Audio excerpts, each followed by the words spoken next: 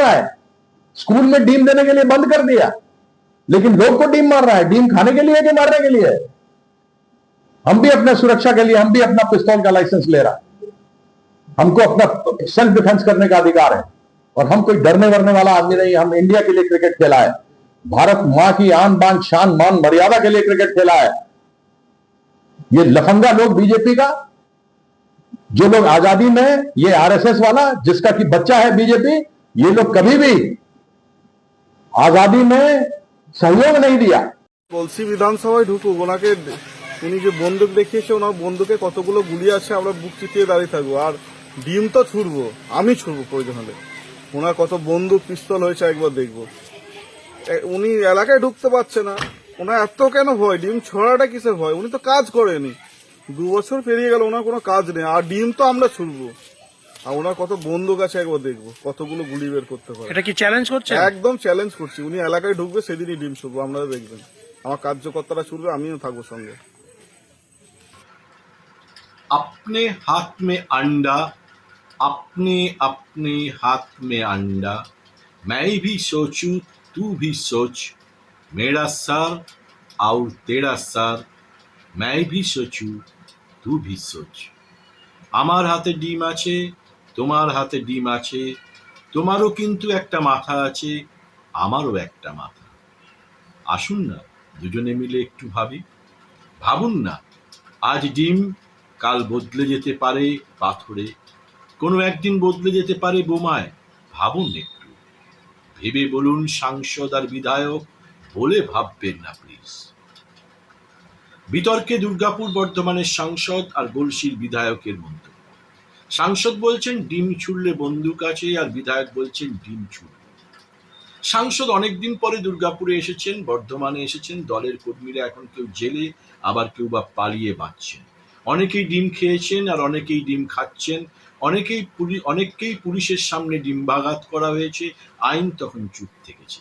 ছেলে ভোলানো বারণ করেছে পুলিশ, এই করিস না, ধরে কাউকে কেস দেয়নি। সাংসদ 100 দিন পরে এসেছেন, ডায়ালগ ঝেড়েছেন হিন্দিতেই।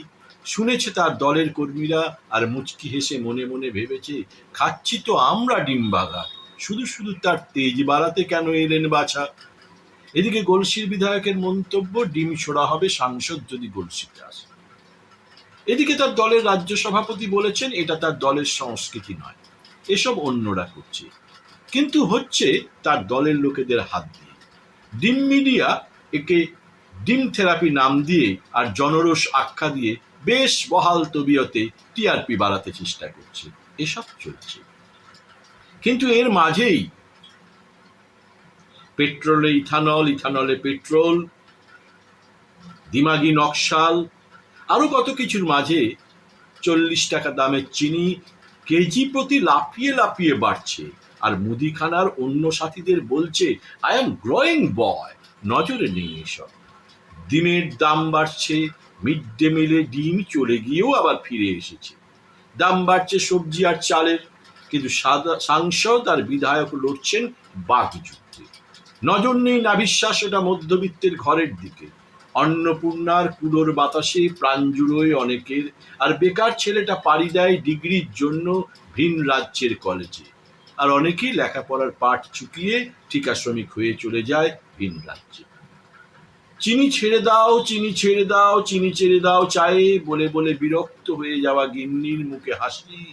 দাম বাড়ছে চিনির, বাজেট বাড়ছে, তাই চিনিটাই বাদ বাজার থেকে দিয়েছেন কর্তা নিজে থেকে।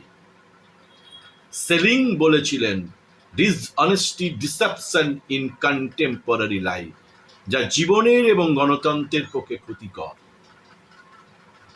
অর্থাৎ ডিম খেলে পুষ্টি হয়, ডিম ছুটলে লোকে আঘাত পায়। মনে রাখবেন, আপনারাই সমাজের মুখ, আপনারাই সমাজের চেহারা। কেউ কেউ বলছেন এসব আমাদের সংস্কৃতি না, শুনে বলতে ইচ্ছে করে, হ্যাঁ তাই তো, মঙ্গল গ্রহ থেকে আমদানি হয়েছে এসব। আসুন না একটু ভেবে নি, আপনাদের দায়িত্ব তো অনেক, সমাজটাকে পরিবর্তন করা, সামাজিক পরিবর্তন আনা। আপনারা সেই দায়িত্ব পালন করুন প্লিজ।